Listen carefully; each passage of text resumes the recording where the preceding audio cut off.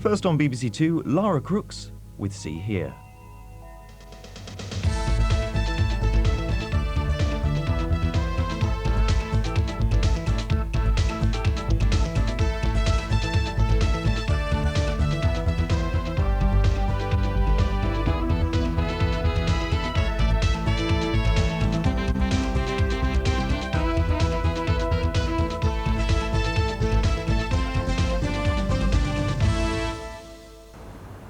Hello and welcome to See Here on Saturday.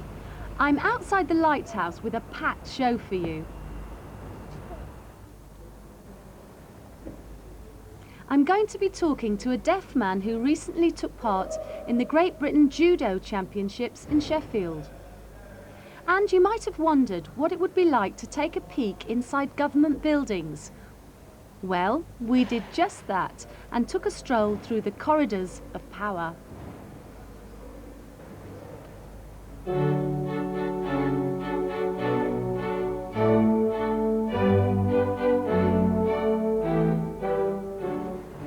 Many of you will know about the Federation of Deaf People, but what's it about?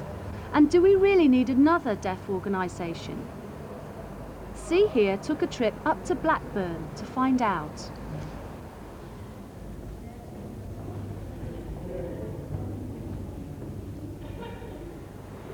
And we have a BSL Cafe learning experience here in the bar. But first, over to Carolyn for the Deaf News.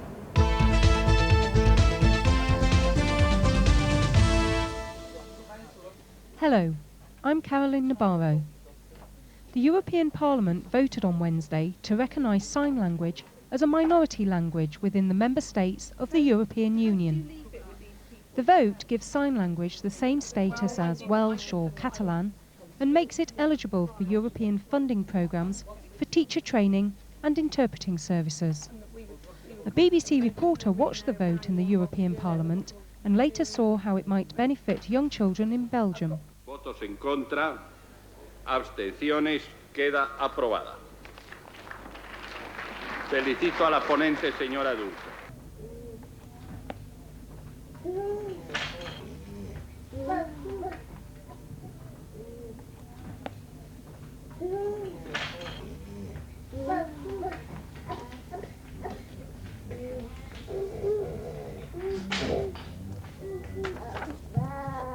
When I was 7 or 8 years old, I did not know words to express to other deaf people, but now these children, they are really communicating with other deaf persons.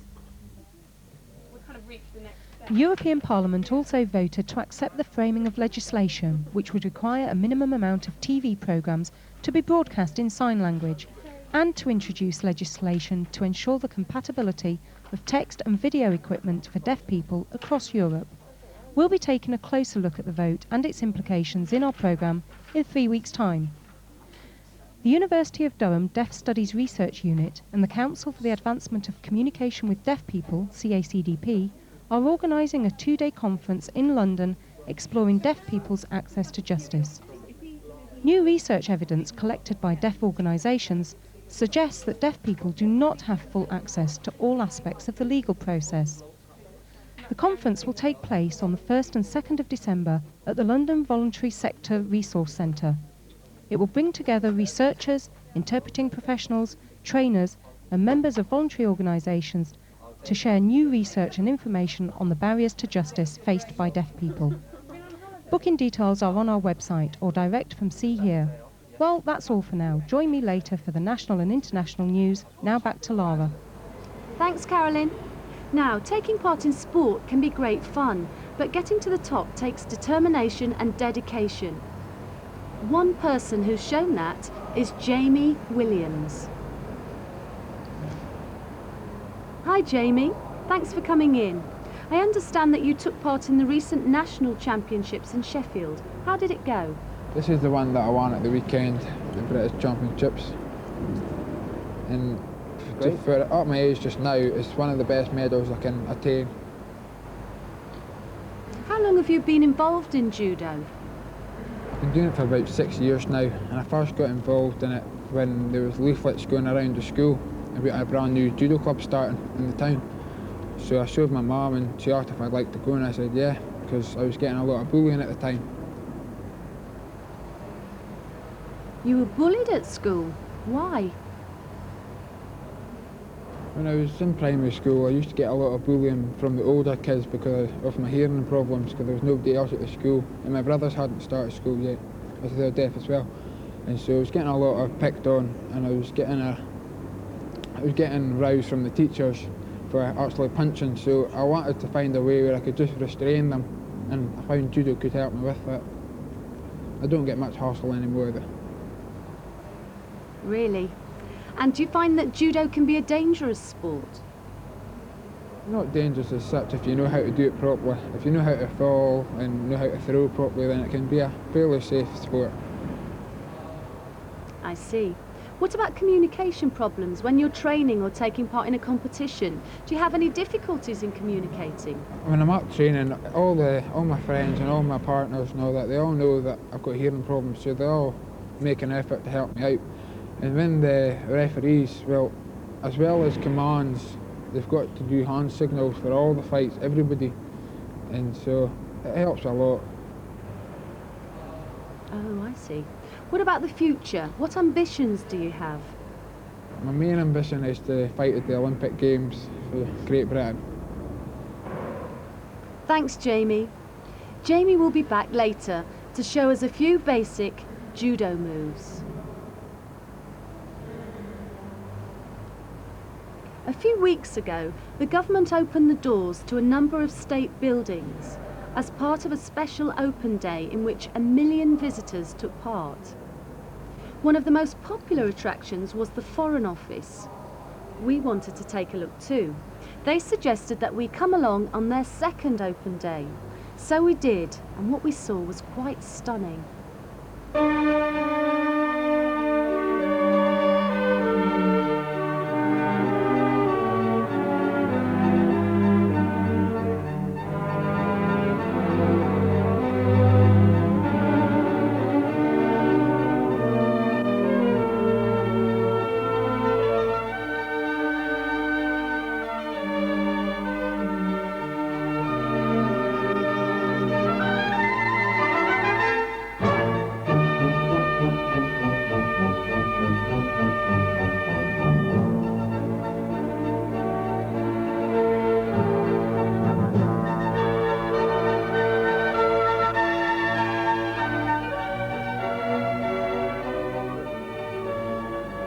This building has so many beautiful rooms within it.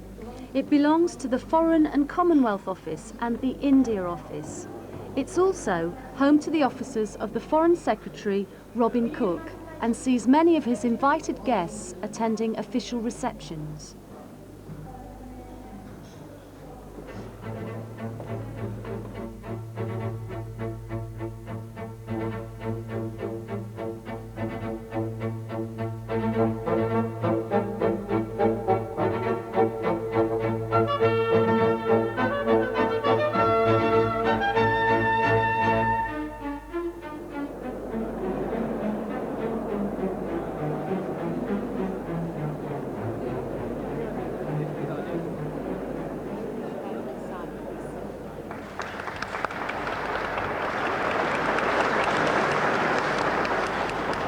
Thank you all very much. Can I welcome you to the Foreign Office and to the Durbar Court? It's an enormous pleasure.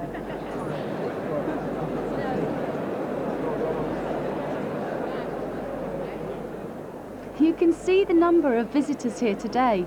MPs have invited 750 people to attend, not just to look around, but to find out more about the Foreign Office. It's also a way of tempting people to apply to work here, and that includes deaf people.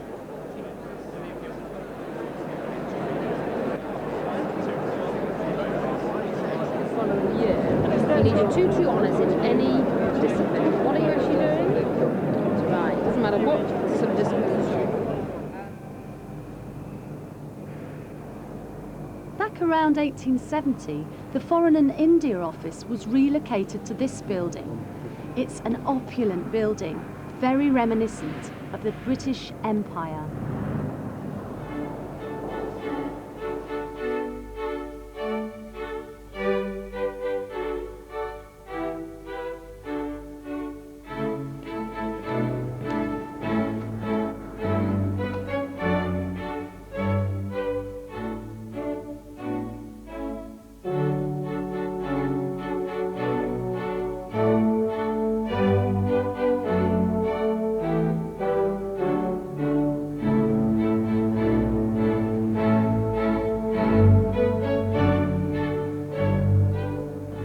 Years ago, I wouldn't have been allowed to walk on this staircase.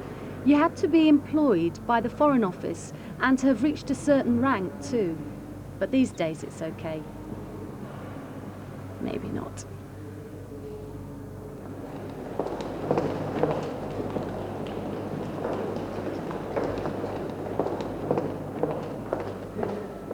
This is the office of the Secretary of State for India.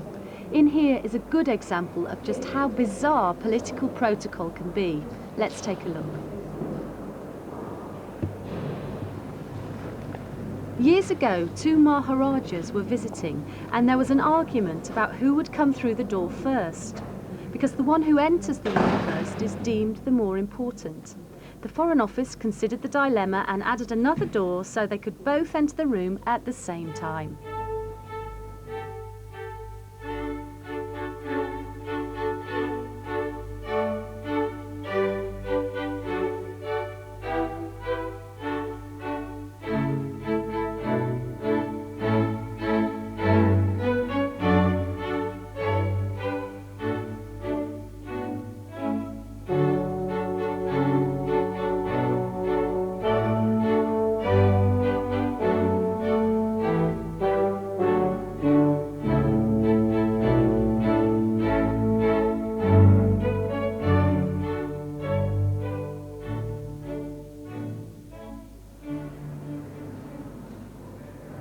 With the decline of the British Empire at the turn of the century, this building too began to fall into serious disrepair.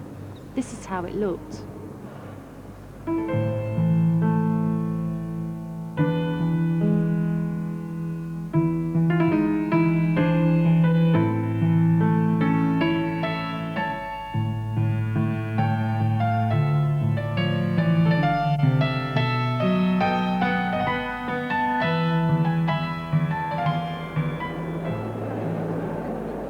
In 1980, the restoration began. It was a mammoth task, and the floor was thick with pigeon droppings. One of the workers dropped a bucket of water on the floor and by accident uncovered this beautiful floor.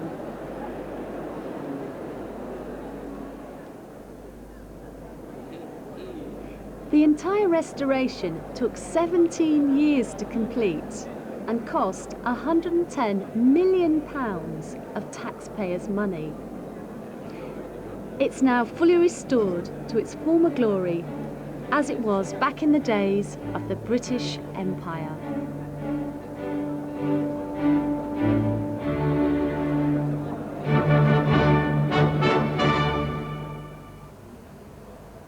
That building contains some exquisite rooms. Unfortunately, it's not open every day, which is a shame. There will be another open day next year, but if you can't wait till then, the Foreign Office have said that if enough of you get in touch, then they'll organise a special interpreter tour. So drop us a line by video, phone, fax or email. Now, back to judo. Jamie has been joined by Nick Draper, who works for the British Judo Association. It's his job to organise training for the British Olympic team. They're going to demonstrate some basic judo moves. The aim of judo is to try and throw your partner.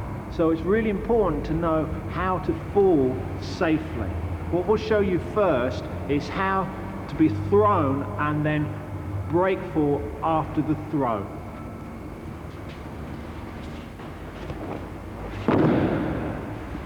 What Jamie's doing there can be broken down into two parts. The first is a roll, which is basically just a forward roll. The second part is a break fall. where the idea is for the arm to hit the ground before the body, to save your body. First, we'll look at the roll.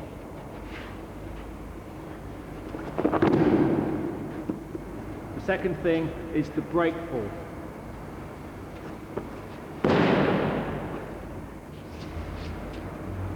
Of course, the idea of judo is to try and throw.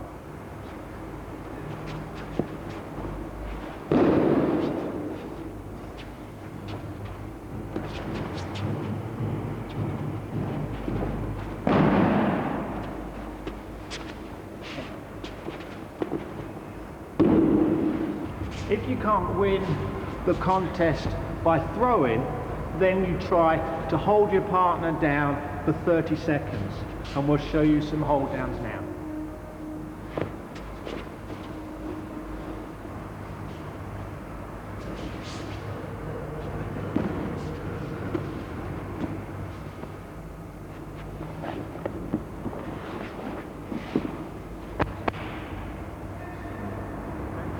The last way to try and win a contest is to try and strangle your partner.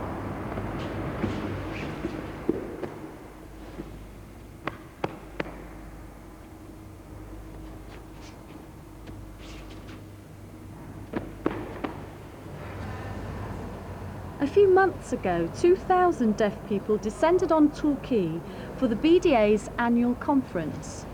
And recently, lots more made the trip to Blackburn for the FDP's conference. So, are deaf people becoming conference junkies? And why are members of the BDA and other organisations going to the FDP's conference anyway? See Here went to find out.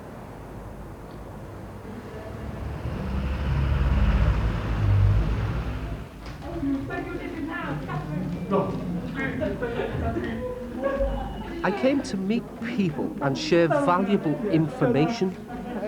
It is time for action and to make our voices heard.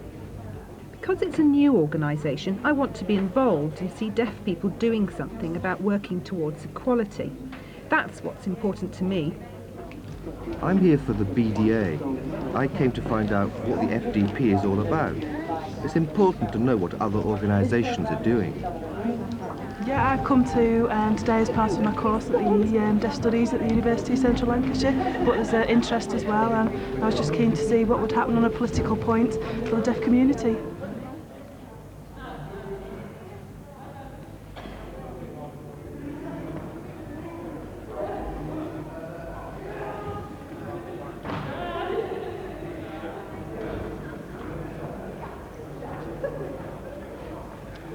The very first FDP conference is about to begin, and as you can see, it's being very well attended. The theme of the conference is Time for Action. Over the years, deaf organisations have come together and they've held discussions, given and received speeches, conducted ballots, but all within the respective organisations. Rarely has any action had effect on the outside world. The difference with the FDP is that the focus is outward-looking. Interesting too that rather than having deaf speakers here, the three main talks are being given by hearing people. The reason being that what they have to say should be truly valuable and enable deaf people to assert themselves outside the community. The first speaker is due on any minute now.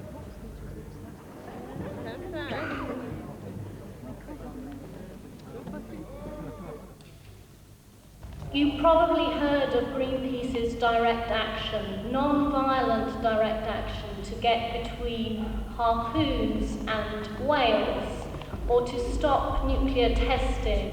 We are making better arrangements for interpreters for all civil and family cases. That it's time to reach out of the deaf world into the hearing world to combat the negative stereotypes of the word deaf, and to combat those people who promote those stereotypes for their own interest.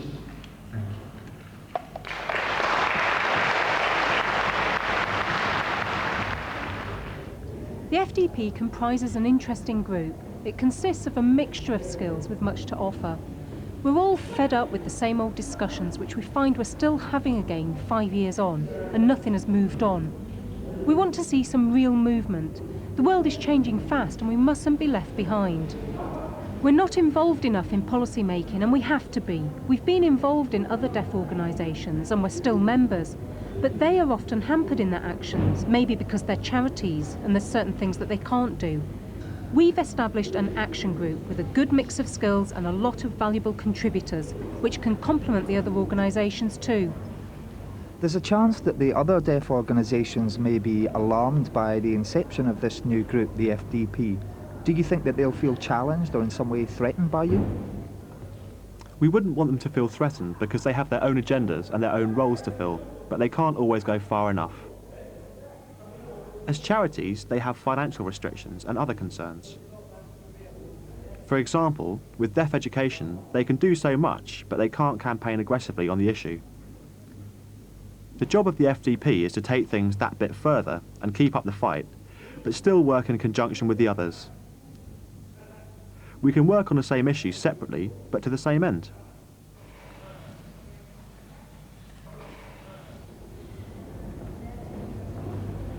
Right, now there are 3 key elements. 1, politics. Politics is very important to help us influence the politicians. It's important that you get access to these people, like Jack Straw. 2, thinking through the issues so that you can take action on them, argue your case, be persuasive and show people. Thirdly, how to do it, how to campaign, how to get attention and effectively change people. So, there are 3 key elements and we've had 3 excellent speakers. But at the end of the day, it's up to us. Like it says up there, it's time for action. And only you can do it.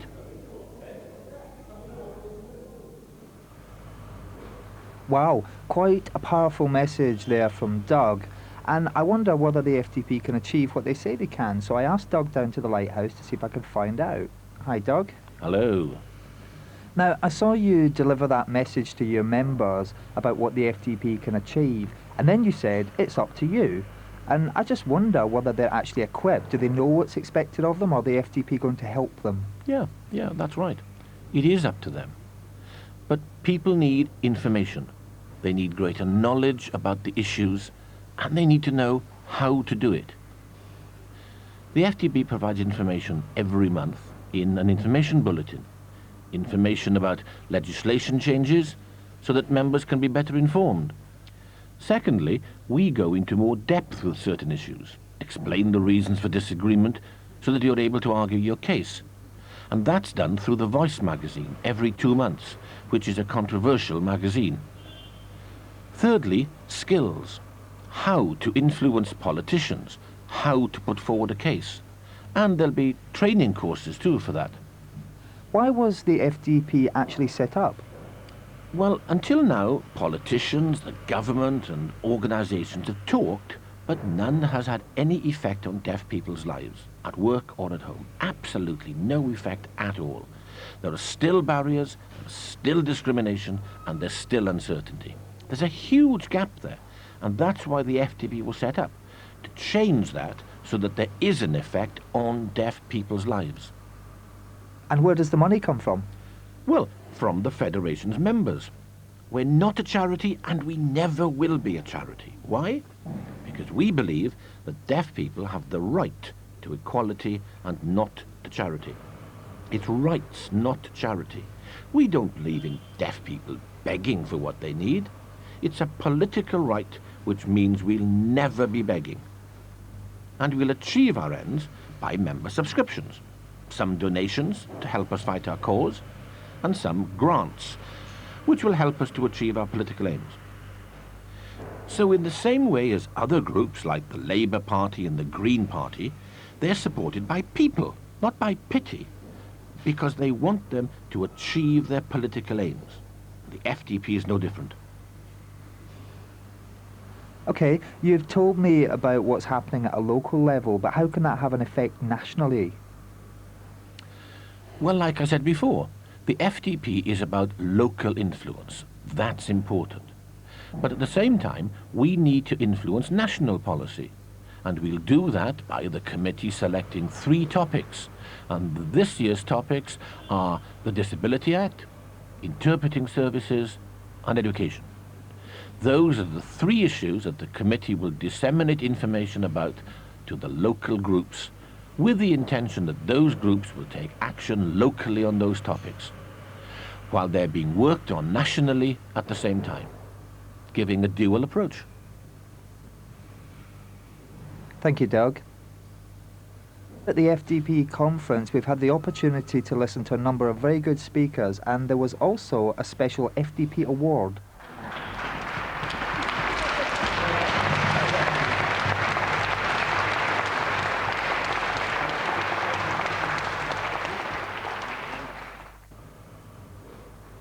Well done to Bob Duncan, and we at See Here congratulate him on winning that award. Now it's back to Lara for some more judo. Hi Nick. Hi. Thanks for coming in. No problem. If deaf people wanted to get into judo, how would they go about it? Well, that's an easy thing to do. We want to get as many deaf involved in judo as we can do.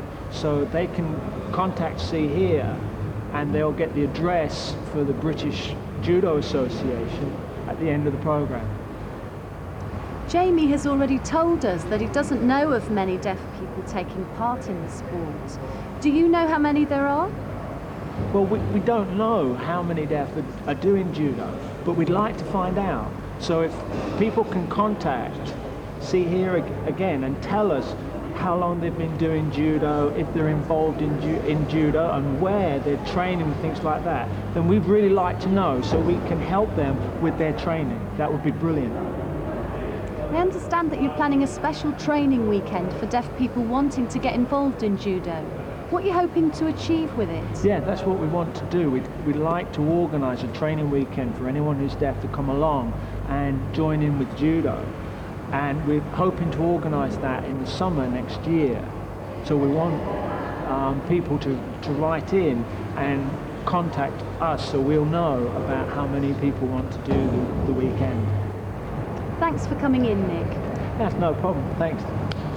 Now, over to Carolyn for the World News.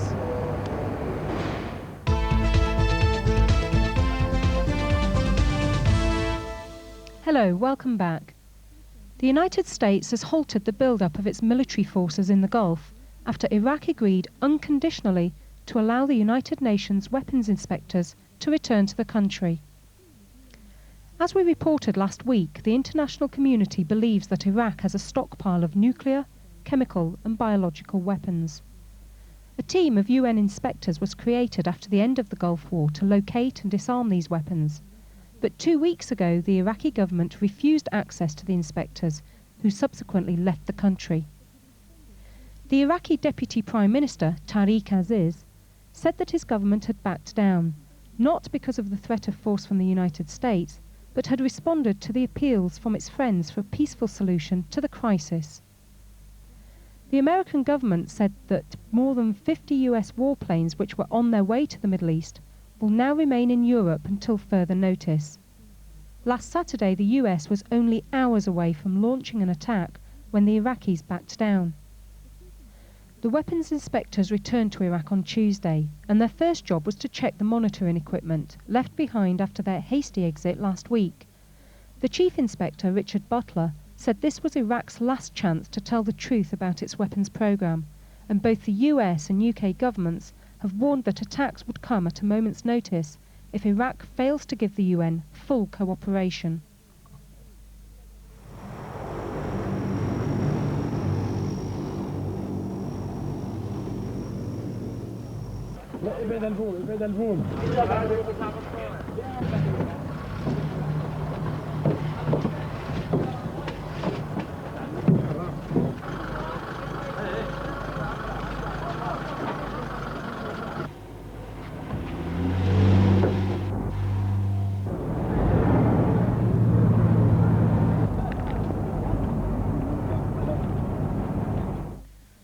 Despite the Iraqi climb down, some Western leaders are stepping up efforts to remove dictator Saddam Hussein from office. President Clinton said Washington would intensify efforts to help Iraqi opposition groups, while the British Foreign Secretary Robin Cook said he would very much like to see the Iraqi president removed. The Education Minister, Estelle Morris, has been caught up in controversy after she said that children should not be automatically expelled from school if caught with drugs. The minister made the remarks at a conference where she announced £22.5 million over the next 3 years to boost drugs education. Ms. Morris said that children's welfare and education should be balanced with the need for punishment. She said that while exclusion had to remain automatic for those caught pushing drugs, there was a need for more compassion for youngsters with drug habits. But Tory education spokesman David Willetts condemned Estelle Morris's statement and accused her of undermining the zero-tolerance policy on drugs adopted by many schools. He also said that her statement might make it more difficult for schools to expel students and would hinder head teachers who were working to raise standards. Intensive programme that you might suddenly realise through getting involved with this. Informed choice, not a decision made out of ignorance because you didn't know the facts. And when you leave here, you'll have a booklet. The message to schools and to pupils is if you're caught with drugs, you will be punished. Police should be told, parents should be told. But schools do have to look at the circumstances of each individual child and make a decision as to what they will do. Reliable information on the number of permanent exclusions from school for drug-related matters is hard to come by. Indeed, the government is anxious to improve the reporting of information about exclusions generally and admits that the present picture is patchy. A government survey shows that there were some 12,700 exclusions in England for all reasons in the year 1996 to 1997. Although there is no breakdown of the reasons, figures from one large local authority suggest that those excluded for drugs matters, including smoking, alcohol and cannabis, were about 4% of the total. This might translate to something like 500 children across the country. The vast majority of exclusions are for bullying, assaults, disruptive behaviour and verbal abuse. The government has unveiled details of its long-awaited rescue package for farmers. Agriculture Minister Nick Brown has given about £120 million of aid in response to what some commentators have described as the worst crisis in the rural economy since the 1930s. The principal causes of the slump are the strong pound, which has made UK exports more expensive, the BSE crisis, which has destroyed the beef market, and a worldwide collapse in prices for farm produce generally. Average farm earnings have fallen 80% since 1996, raising the prospect of many farms going bankrupt, with the loss of thousands of jobs. In 1996, the average farm's income before tax was £100,000 a year, compared with £12,000 in 1998. Mr. Brown said that just as the government gave financial support to the inner cities, it was right to back up rural communities.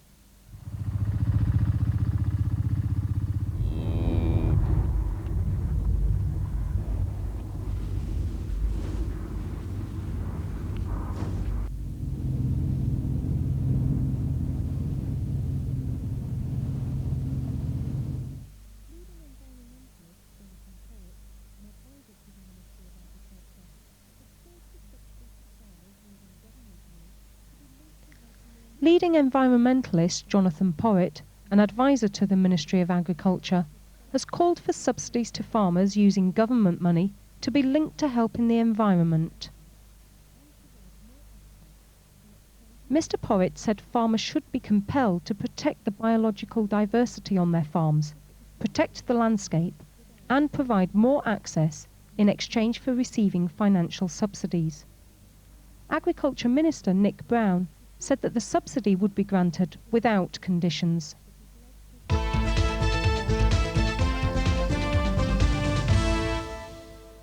The secret kiss-and-tell recordings of Monica Lewinsky that has led President Clinton to the brink of impeachment have been released to the public.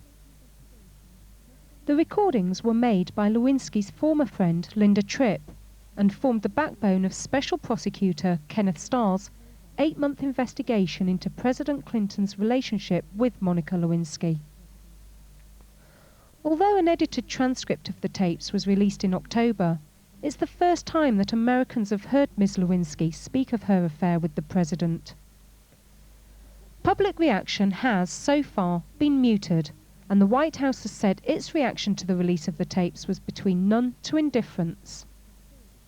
The testing of cosmetics on animals in the UK has finally ended. Home Office Minister George Howarth confirmed that the government has fulfilled its election promise to halt the tests, in which thousands of animals suffer or die each year. But the change will only affect a tiny fraction of laboratory animals used in testing in the UK. Campaigners are now likely to switch the spotlight onto the use of animals for testing in medical and veterinary research. Winning a ban in these areas may prove more difficult to achieve, since large sections of the public are supportive of animal research if it will save human life. Waiting times have increased in almost 3/4 of accident and emergency units in England and Wales over the past 2 years, according to the Audit Commission. The report shows 18% more people are waiting over an hour to be seen by a doctor than 2 years ago, despite an 85% increase in the number of doctors being employed in casualty units. The Department of Health said it recognised that more needed to be done to improve waiting times in A&E departments. It is spending an extra £250 million this winter to reduce waiting times. A further £30 million will go into streamlining A&E services. Millions of people all over the world attempted to see the Leonid meteor storm on Monday evening, an event which scientists had predicted would provide a display like God's own fireworks. In the event, many were disappointed, as there was nothing like the 10,000 meteors per hour that had been predicted. The meteor storm, which was most visible in the Far East, was caused by tiny fragments left in the wake of Comet Tempel-Tuttle. As the Earth passes through this space debris, the dust particles plunge into our atmosphere and burn up, producing streaks of coloured lights across the sky.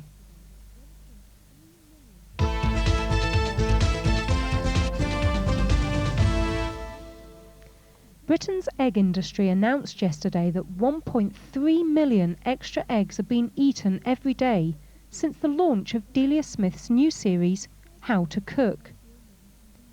In the first 3 episodes of the BBC Two series, Delia Smith instructed viewers on the different ways to use eggs, describing them as the ideal modern convenience food. The extra demand, a 10% increase in sales, has astonished the egg industry, which is still struggling to overcome the safety scares of the late 1980s. Delia Smith has also helped to resurrect the fortunes of a struggling Lancashire company making pans. In the How to Cook series, she described their omelette pan as a little gem. Loon Metal, which usually sold about 200 omelette pans a year, suddenly received 90,000 orders and have had to employ 15 extra staff. Today, we're going to look at how to cook eggs perfectly. And once you've learnt how to cook eggs perfectly, you will never ever come home in the evening and not have a delicious meal that you can set before yourself in seconds.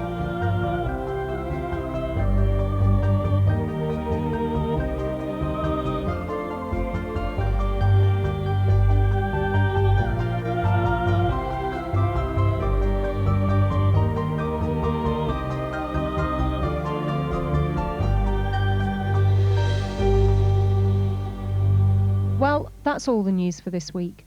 Next week, Clive Mason will be here. I'll see you in the new year. Now back to Lara. Thanks, Carolyn.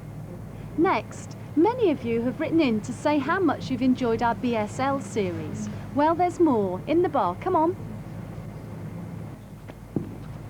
Well, the students are still learning, and this week it's about grammar and placement. They're beginning to understand the use of movement, direction and placement and how to present concepts correctly. Today, they're going to observe a role-play situation in which a thief tries to steal an old lady's bag. Watch carefully.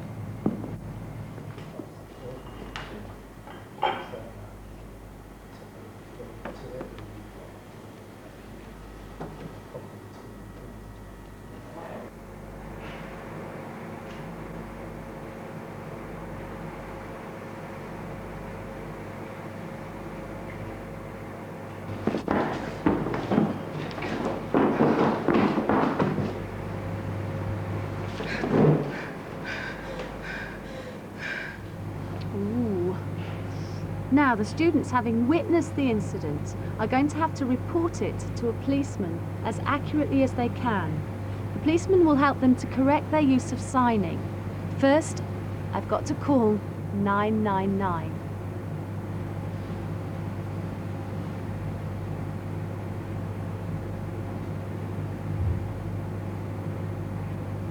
All right then, can you tell me what's been going on here?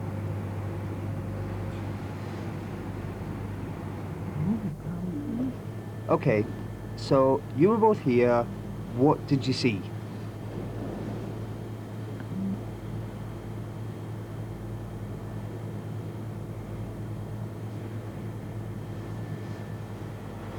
An old lady.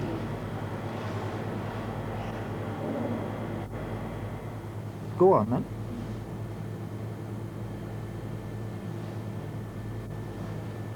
Ah, so the old lady sat down.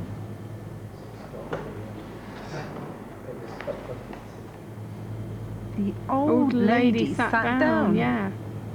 Carry on. There was a man wearing a hat.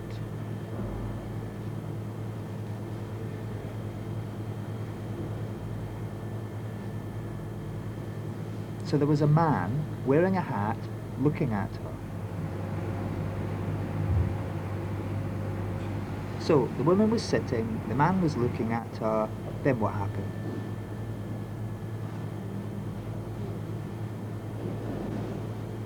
Well, this is the man, and this is the old lady.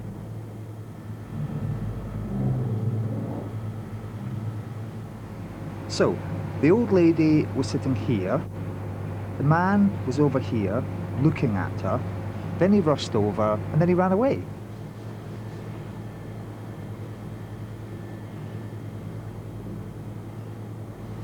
Ah, he tried to take her bag.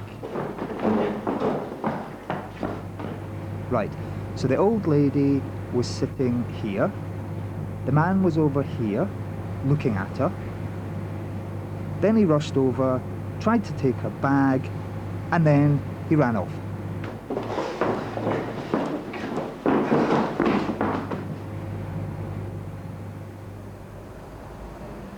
That's it for this week. I hope we've helped you to understand this idea of gesture in space and direction, which are integral components of BSL.